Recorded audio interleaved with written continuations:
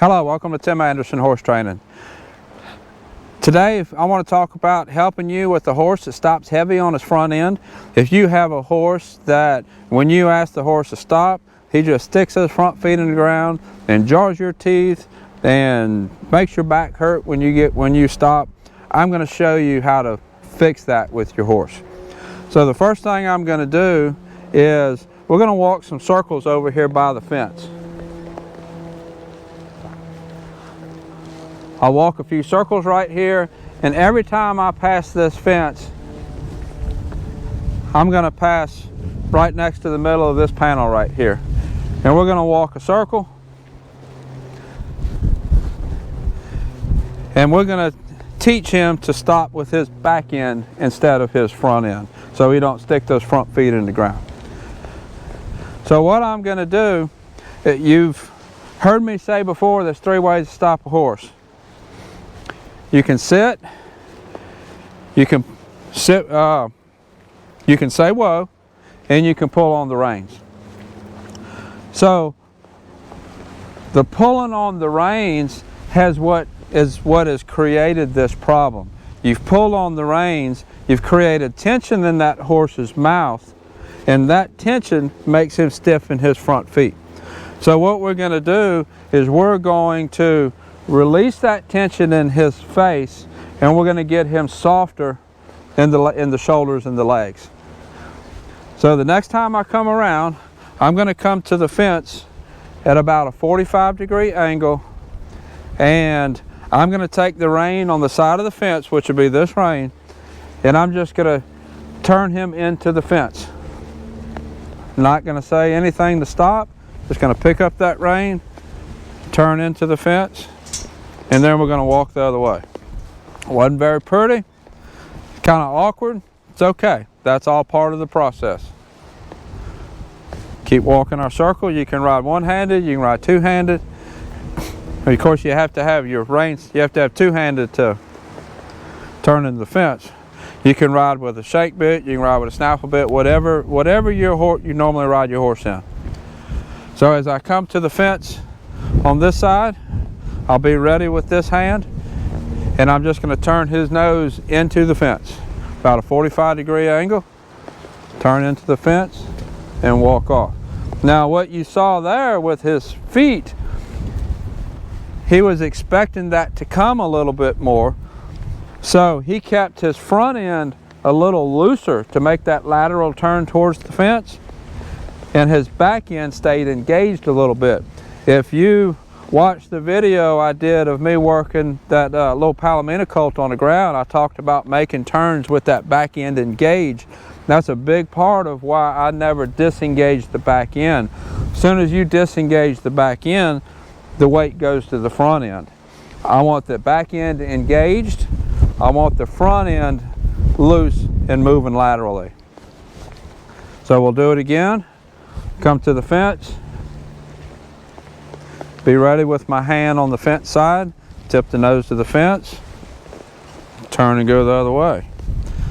So you notice this back end is starting to turn more stationary. The front end is doing the turning.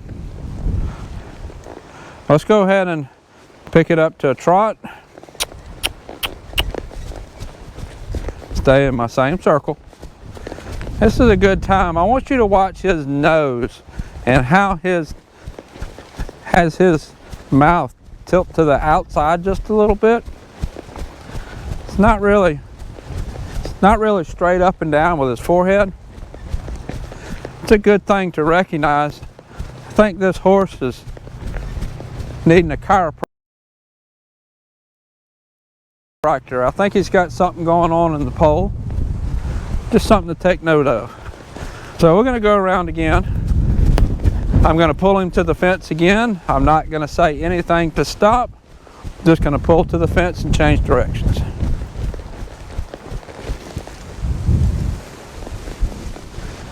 He stopped with his back end. Now, he's a pretty advanced horse, so that was a pretty extreme stop. But you should get something similar with your horse with some repetition.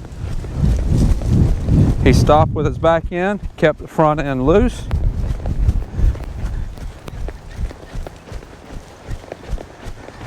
do it again.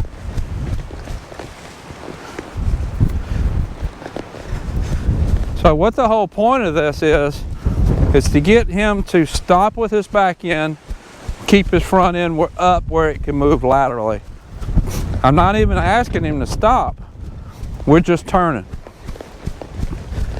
Now, like I said, there's 3 ways to stop your horse. When you're working on this problem, the last thing you want to do is pull to stop. So what I can do, I'll come around next time, you can say the word, you can sit with your seat. I'd work some of both. Anything but pull. Whoa. And then turn to the fence. So I'm working on all of my stop cues except for pulling, because pulling is what created that problem of them stopping on the front end. So for a while, if you have your horse stopping on the front end and jarring your teeth, you need to work on your other stop cues and not pull on him to stop. Whoa. And turn to the fence and walk off. And as you work this with a lot of repetition, and your horse starts anticipating or starts listening to you when you ask the horse to stop, you just ask him to stop, but you don't turn to the fence. Whoa. Then you end up with a stop where the horse is engaged in his back end and his front end is loose. So that's how you fix a horse that's stopping on his front end, jarring your teeth. You can take and bring that up to a lope. Make sure that he's stopping good at a walk and stopping good at a trot. Do the same exercise at a lope. Sit, say whoa, turn to the fence. Get the horse to engage his back end better and keep his front end loose to move more laterally. And in the process, I suggest you think about other things that you're doing with your horse that involve disengaging the back end.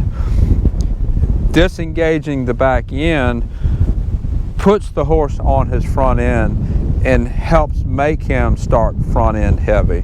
And also pulling on him to stop makes him front end heavy. So think about those other things that create that problem and work on fixing those while you're doing this exercise to get him back on his back end. So that's how you fix a horse that's stopping heavy on his front end. Let me know in the comments, what does your horse do? Does your horse stop good on his back end, or does he stick his front end in the ground and jar your teeth? And if you would, please click the thumbs up button and the subscribe. And until next time, thank you for watching.